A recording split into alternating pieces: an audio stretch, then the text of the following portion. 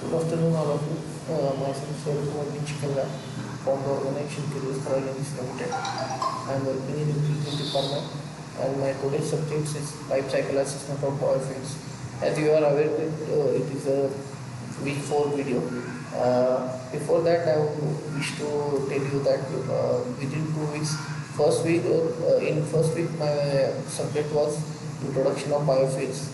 In second week, my subject was standards and norms for biofuels, in which I had mentioned you about the new policies of government regarding biofuels and bioenergy.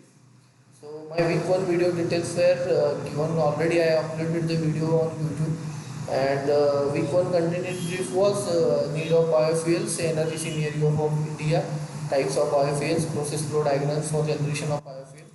In week two, I had some broadly mention about IS standards, norms listing for biofuel industry, pie chart for percentage share of India in biofuel manufacturing, public generation, probable sustainable impacts of biofuels industry, strategies of government for increasing share of biofuel industry that we can see in the new biofuel biodiesel policy which was introduced in 2018 by government of India. And next is from this video, students can understand basic about biofuels, then the exact effects of biofuels on GHG emissions, and third one is the CO2 emission calculation due to manufacturing of biofuels. As per our standard presentation, the norms which we have followed for the biofuel fuel and as well as other 4G and 2G biofuels are IS 15607 2005, which is amended in 2016, which basically published for standard of for biodiesel as blending stock. And purpose of this standard is to understand the characteristics of biodiesel. Second one is ethanol procurement policy 2003, which was introduced to promote the use of blended ethanol, which is being utilized with blend of gasoline.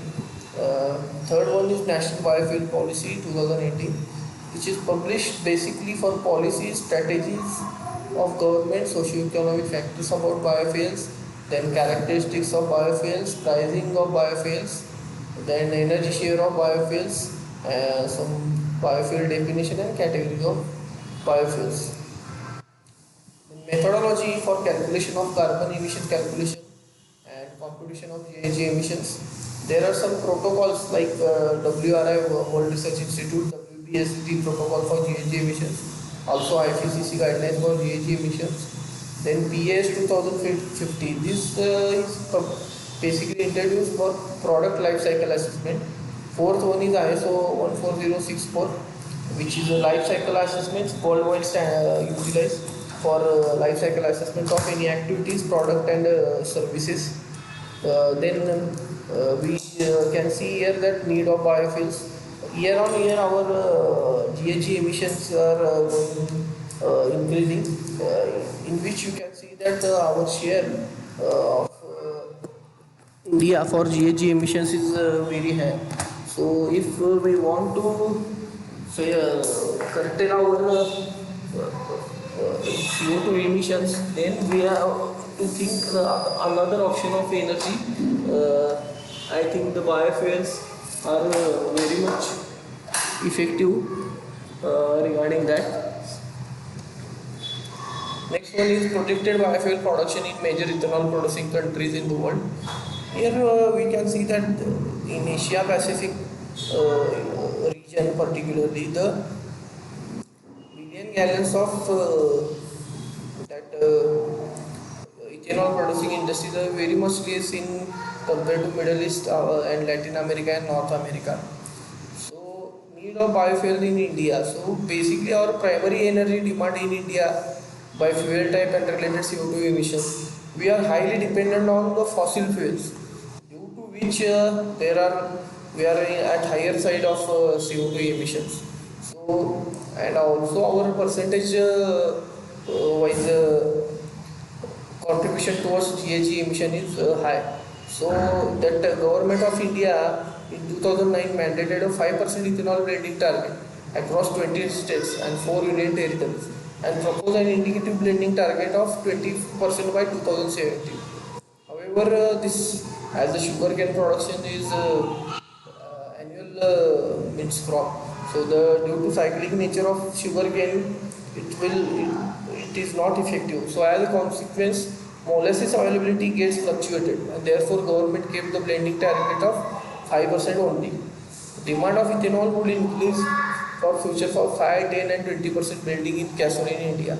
Therefore, apart from sugarcane molasses, there is a need to explore other technologies also and feedstocks such as lignocellulosic biomass for ethanol production. So here we are going to assess the biofuels, means we are going to sustainability assessment of biofuels. So biofuels could significantly contribute to the sustainable development if they meet the standard emission reduction criteria. In US and Europe, the financial incentives are extended only to those biofuels which meet GHG reduction criteria, and India is also likely to follow the same practice. With this mindset, it is essential to carry out life cycle assessment of biofuels in India to understand the environment and energy performance of biofuels. So LCA is a technique or tool that assesses the potential environmental impact associated with product, process and service. It is considered to be an adequate instrument for environmental decision support and for policymakers to make an informed decision. So the contents for sustainability assessment of biofuels are, we are categorized it into two or three types of biofuels. The first one is LCA of first generation fuel, which is basically ethanol generated from sugarcane molasses in India. Second one is LCA costing of second generation ethanol from rice straw. The feed for that ethanol is the rice straw. Third one is identification of the potential rice straw utilization practice in India based on the environmental performance. So, as per ISO 14064, there are various approaches for carrying out LCA. So, first one is cradle to grave assessment starting from resource extraction, that is raw material extraction, cradle to use and disposal phase of product, which is called as grave. Then cradle to gate assessment of life cycle from resource extraction to the production phase, means at the receipt of gate of the factory. Cradle to cradle means extended part of cradle to grave. LCA where end product is recycled. Gate to gate partial LCA analyzing only single process in the entire production chain. And wheel to wheel. This standard is only has been utilized for analyzing the transportation of fuels. So this is the typical life cycle of the product, which is taken from ISO 14064. Inputs, which are raw materials, energy, processes, raw material acquisition, manufacturing, operation, use, maintenance, recycle oblique waste management. From these processes, we generate basically main product as well as co-product or byproduct, and obviously the outputs of those will be atmospheric emissions, waterborne waste and solid waste. Then phases in life cycle assessment as per ISO 14040 and 14044. This is the basically framework for LCA: goal and scope definition, inventory analysis, impact assessment and interpretation.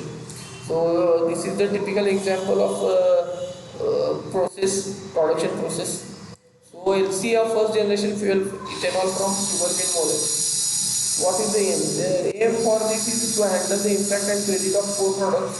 Allocation is applied based on the mass, energy and the passive price of the product and core product.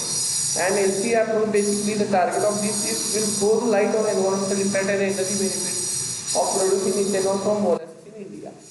This is the typical biofuel life cycle emissions, which includes the basically crop, transportation, biofuel production, biofuel combustion, and then the ethanol utilization in the vehicle. This is the ethanol from sugarcane molasses typical processes. And as earlier we have mentioned that cradle to cradle approach or cradle to gate approach. LCA of first generation fuel ethanol from sugarcane molasses concludes that the emissions are released at each process during production chain. So sugarcane farming is the unit that contributes largest to the GHG emission and energy consumption.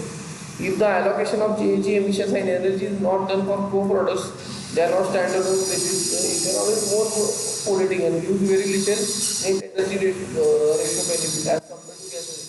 The overall result very different allocation approaches as per mass allocation and energy allocation are based on this study.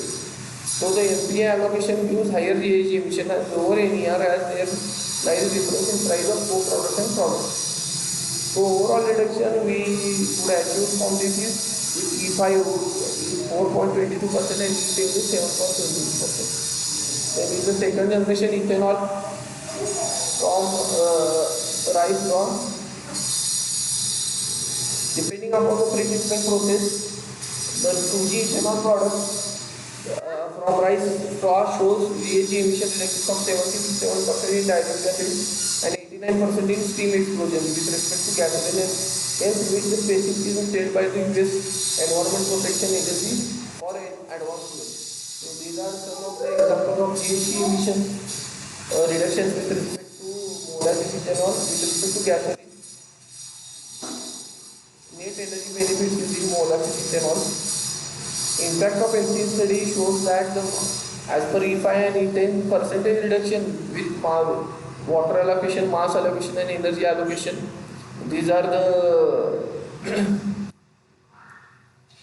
GHG emission reductions and NER of biofuels and conventional fuel. So due to bioethanol, sugar cane and corn, the percentage reduction with respect to gasoline is 65.70%, which is very good. Cellulosic ethanol, which is 75 to 80%, which is also good. There are other types of biofuels, biogas, biodiesel, gasoline and diesel. Thank you.